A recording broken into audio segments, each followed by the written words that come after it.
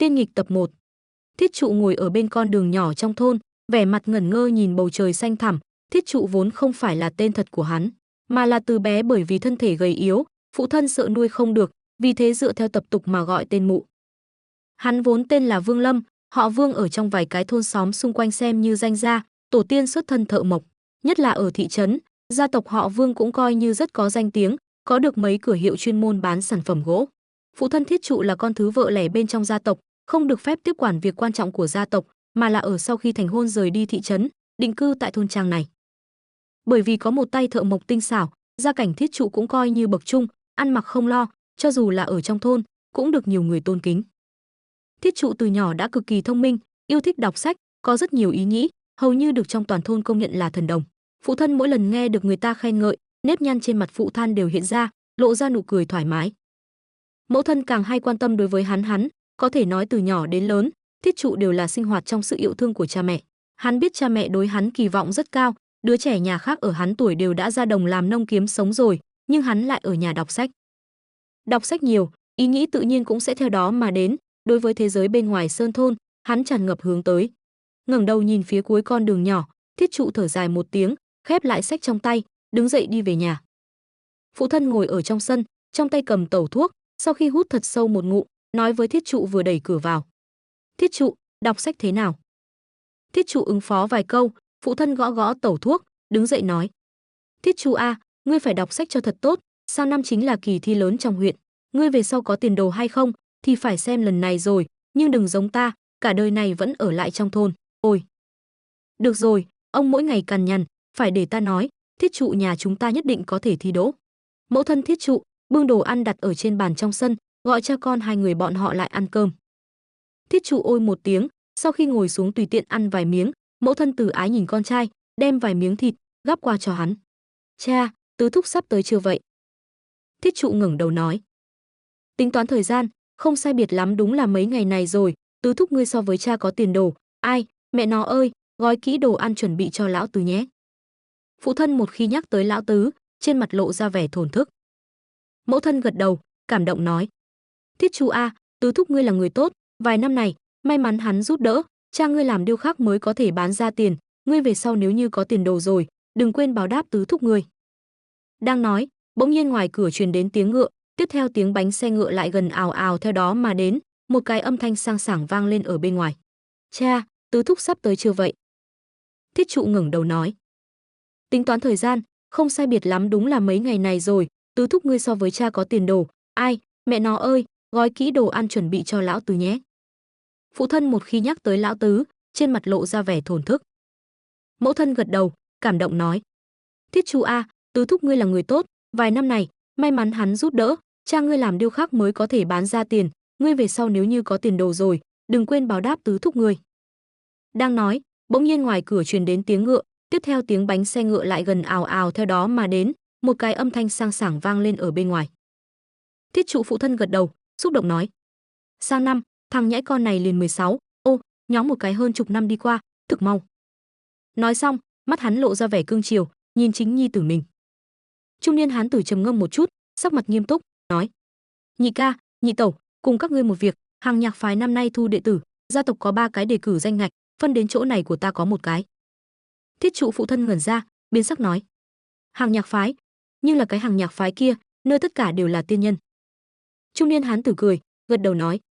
Nhị ca, chính là cái tiên nhân môn phái kia, gia tộc chúng ta ở phụ cận cũng coi như vọng tộc, có tư cách tiến cử, nhà của ta tiểu tử huynh cũng biết, đọc sách không xong, múa đao lộng kiếm lại không am hiểu, ta cân nhắc tiên nhân sẽ không thu nhận tiểu tử nhà ta, cái danh ngạch chân quý, ta xem Thiết trụ từ nhỏ đã thông minh, yêu thích đọc sách, nói không chừng có thể được. Mẹ Thiết trụ cực kỳ vui mừng, vội vàng nói. Mẹ Thiết trụ cực kỳ vui mừng, vội vàng nói. Lão tứ, này. Trung niên hán tử sờ sờ đầu Thiết trụ, nói. Nhị ca, nhị tẩu, ta xem việc này liền như vậy quyết định đi, để cho Thiết trụ đi thử xem, nếu thực sự được thu nhận, đó chính là phúc phần của ta. Thiết trụ mê hoặc nhìn cha mẹ cùng tứ thúc, hắn có chút nghe không hiểu bọn họ nói cái gì đó, tiên nhân. Cái gì tên là tiên nhân? Thiết trụ do dự một chút, nhẹ giọng dò hỏi. Trung niên hán tử sắc mặt nghiêm túc, nhìn Thiết trụ, nói. Thiết trụ a, tiên nhân chính là có thể ở trên trời bay tới bay lui, bọn họ mỗi người đều thần thông quảng đại, không phải chúng ta phàm nhân có thể suy xét. Thiết trụ ở trong mơ hồ, đối với tiên nhân có một tia hiếu kỳ. Phụ thân Thiết Trụ kích động đứng dậy, lôi kéo mẹ Thiết Trụ hướng về trung niên hán tử quỳ xuống. Trung niên hán tử vội vàng đem bọn họ nâng dậy, thành khẩn nói: "Nhị ca, ngươi làm cái gì vậy? Mẹ ta chết sớm, nếu không phải nhị nương khi còn bé chiếu cố ta cũng không khả năng có hôm nay. Thiết Trụ là điệt nhi ta hẳn là phải làm như vậy." Phụ thân Thiết Trụ cảm động rơi lệ, vỗ thật mạnh vai trung niên hán tử, gật gật đầu, sau đó thần sắc nghiêm nghị đối với Thiết Trụ nói: "Vương Lâm, ngươi nhớ kỹ, về sau vô luận như thế nào cũng không được quên tứ thúc ngươi. Có ân huệ đối với nhà chúng ta, nếu không ta sẽ không có đứa con như ngươi." Thiết Trụ nội tâm run lên, hắn mặc dù đối với tiên nhân vẫn còn là mơ hồ, nhưng từ trong biểu tình của cha mẹ có thể nhìn thấy bọn họ đối việc này cực kỳ xem trọng, vì thế quỳ gối trước mặt tứ thúc, dập đầu vài cái thật mạnh. Trung niên hán tử kéo Thiết Trụ, tán thưởng mà nói: "Hảo hài tử, ngươi mấy ngày nay thu thập một chút, ta cuối tháng sẽ tới đón ngươi." Buổi tối, Thiết Trụ sớm đã đi ngủ, bên tai còn có thể nghe được thanh âm phụ thân cùng tứ thúc trong sân. Phụ thân hôm nay thật cao hứng, người ít khi uống rượu, nói cái gì cũng phải cùng tứ thúc uống mấy chén. Tiên nhân, rốt cuộc là cái gì? Thiết Trụ nội tâm thực hưng phấn, hắn tâm linh trẻ thơ mơ hồ biết rằng, này chính là một cái cơ hội của mình, một cái cơ hội có thể đi đến thế giới bên ngoài. Sáng sớm hôm sau, tứ thúc ly khai, phụ mẫu Thiết Trụ lôi kéo hắn một mạch đến cửa thôn đưa tiễn, ở trên đường trở về, Thiết Trụ nhìn thấy rất rõ, phụ thân tựa hồ thoáng cái trẻ đi rất nhiều, ánh mắt nhìn về phía hắn, cũng tràn ngập kỳ vọng. Loại ánh mắt kỳ vọng này, phải so với trước kia khi bảo hắn đi thi kỳ thi huyện, ngưng trọng rất nhiều. Bên trong Tiểu Sơn thôn căn bản không có bí mật có thể giấu, ngay cả một con chó sinh ra vài con chó con cũng có thể ở trong nháy mắt truyền khắp toàn thôn. Rất nhanh mọi người toàn thôn từ trong miệng mẫu thân Thiết Trụ đã biết tin tức này, sôi nổi thăm hỏi, ánh mắt mỗi người nhìn về phía Thiết Trụ cũng đều bất đồng, có hâm mộ, có ghen tị. Vương gia sinh đứa con tốt, người ta được Hằng Nhạc phái thu làm đệ tử. Xe ngựa rong ruổi rất nhanh ở trên con đường nhỏ, Vương Lâm thân mình lắc lư lên xuống theo cái hố trên mặt đất, hắn ôm cái bọc trong ngực, trong lòng thoải mái, mang theo kỳ vọng của cha mẹ đối với hắn, ly khai Sơn thôn sinh sống suốt 15 năm. Nơi đây cách thị trấn một khoảng lộ trình không ngắn, Vương Lâm dần dần thiếp đi, cũng không biết trải qua bao lâu, hắn bị người ta nhẹ nhàng thúc đẩy, vừa mở mắt thấy, khuôn mặt tứ thúc mang theo mỉm cười nhìn hắn, trêu ghẹo nói: "Thiết Trụ, lần đầu tiên rời đi gia đình, có cái gì cảm tưởng a?" Vương Lâm nhận thấy xe ngựa đã dừng lại rồi, cười ngây ngô nói: "Cũng không cảm tưởng gì, chỉ là có một chút sợ hãi, không biết có thể hay không được tiên nhân thu nhận." Tứ thúc ha ha cười, vỗ vỗ bả vai Thiết Trụ, nói: "Được rồi, đừng nghĩ nhiều như vậy, đã đến nơi rồi, đây là nhà tứ thúc, ngươi trước tiên đi nghỉ ngơi, chờ buổi sáng ta mang đi gia tộc chúng ta." Sau khi xuống xe ngựa, hiện ra ở trước mặt Vương Lâm là một phiến nhà ngói, đi theo tứ thúc đi vào một gian phòng, Vương Lâm ngồi ở trên giường làm như thế nào cũng không có buồn ngủ. Hắn trong đầu hiện lên hình ảnh lời nói của cha mẹ, hương thân, thân thích, trong lòng than nhẹ, đối với ý niệm được tiên nhân thu làm đệ tử, thật quá nặng. Thời gian từng giờ qua đi, chừng một hồi sắc trời dần sáng, mặt trời từ từ mọc lên, Vương Lâm mặc dù một đêm không thể nào nghỉ ngơi, nhưng tinh thần lại rất sung mãn, mang theo một chút thấp thỏm, hắn theo tứ thúc đi tới tòa nhà lớn của Vương thị gia tộc. Đây là Vương Lâm lần đầu tiên nhìn thấy cái nhà lớn như vậy, nhìn hoa cả mắt, tứ thúc vừa đi vừa thở thở. "Thiết Trụ, lần này nhất định phải tranh phần hơn cho ngươi cha, nhưng đừng để bọn thân thích chê cười." Vương Lâm trong lòng càng thêm khẩn trương, cắn chặt môi dưới, gật gật đầu.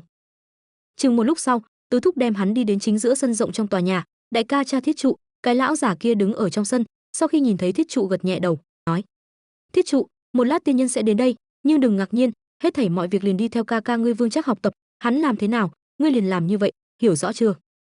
Mấy chữ cuối cùng, ngữ khí lão giả thật nghiêm khắc.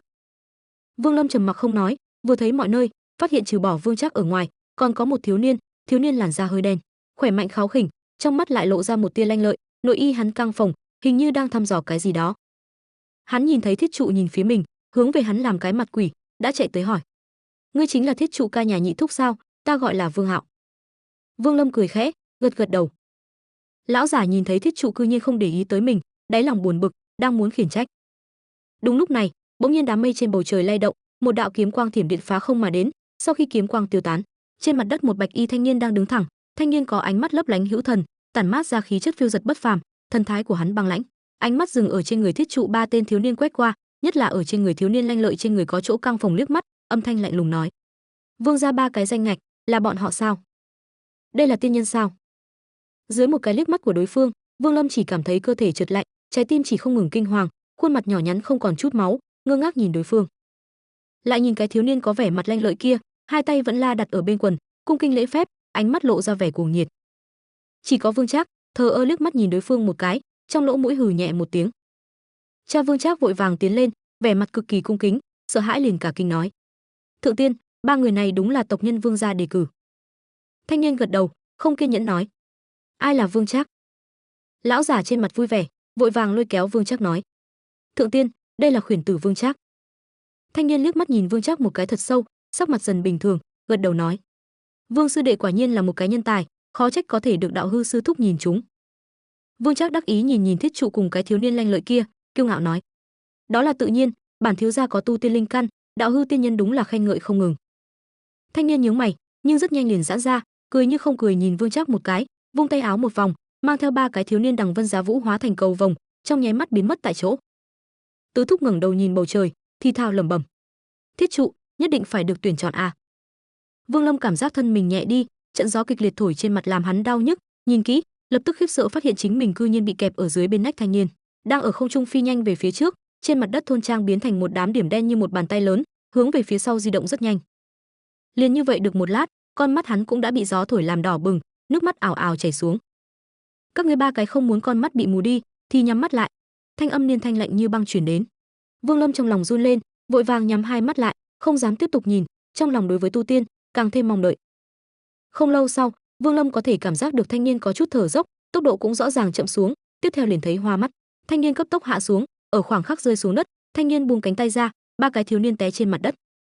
Cũng may lực đạo té xuống không lớn, ba người vội vàng bò lên, hiện ra ở Vương Lâm trước mặt, là một chỗ tựa như tiên cảnh thế ngoại đào nguyên, non xanh nước biếc, điểu ngữ hoa hương. Một. Ngay phía trước, một tòa sơn phong cao vút trong mây, thiên nham cảnh tú. Hai. Mây mù lượn lờ, nhìn không rõ diện mạo, khi thì truyền đến một hai tiếng thú kêu. Một cái thềm đá đường mòn vặn vẹo, do ngọn núi uốn lượn mà thành, giống như đứng giữa bức tranh phong cảnh, sơn minh thủy tú. Một loại cảm giác cách thế khoan thai mà sống. Xa xa hướng về phía trước nhìn lại, trên đỉnh sơn phong có tòa đại điện, tuy nói bị mây mù che lấp, nhưng từng trận thất thải quang mang lóe ra, làm cho người ta vừa thấy không khỏi mọc lên ý niệm cúng bái. Bên cạnh đại điện, một cái cầu đá dài liên tục xuất hiện mà ra phảng phất như trăng rằm, kéo dài tới bên trong mây mù hư ảo, cùng một tòa sơn phong khác tương liên.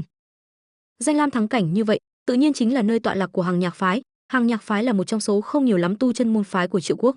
500 năm trước từng một lần thống lĩnh toàn bộ tu chân giới Triệu Quốc, có được mấy vị nguyên anh kỳ lão quái, phong quang vô hạn, đáng tiếc là theo thời gian trôi qua, trung gian trải qua vô số tràng biến cố, cho đến ngày nay, Thương Thiên đại phái ngày trước đã muốn suy thoái đến mức chỉ có thể miễn cưỡng ở tu chân giới đứng vững gót chân. Nhưng mà mặc dù như vậy, Hằng Nhạc phái đối với phàm nhân trong vòng vạn dặm xung quanh mà nói, như cũ vẫn là mong muốn mà không thể thành. Trương sư đệ, ba cái thiếu niên này chính là vương gia đề cử. Một cái trung niên nhân mặc hắc y, mang theo một tia khí tiên phong đạo cốt, từ sơn phong hạ xuống nhẹ nhàng ma tới. Thanh niên trên mặt lộ ra vẻ cung kính, nói: Tam sư huynh, ba người này đúng là vương gia đề cử. Trung niên nhân ánh mắt đảo qua, ở trên người Vương Trác nhìn đi nhìn lại vài lần, lại cười nói: Trưởng môn biết ngươi tu luyện đến chỗ then chốt, để cho ta tới tiến hành chắc thí lần này, ngươi đi tu luyện đi. Thanh niên đồng ý, thân thể vừa động, theo đường mòn sơn phong, trong chớp mắt liền biến mất vô ảnh. Vương Lâm ngơ ngác nhìn trước mắt một màn, cảm xúc sôi trào, bỗng cảm thấy có nhân kéo y phục mình, quay đầu vừa nhìn, đúng là cái thiếu niên có vẻ mặt lanh lợi kia. Thiếu niên trong mắt vẻ cuồng nhiệt càng đậm, thấp giọng nói: Đây là địa phương tiên nhân cư trú, mộ nội nó, Vương Hạo hắn nói cái gì đã được lựa chọn. Nói xong, hắn sờ sờ nội y căng phòng của mình.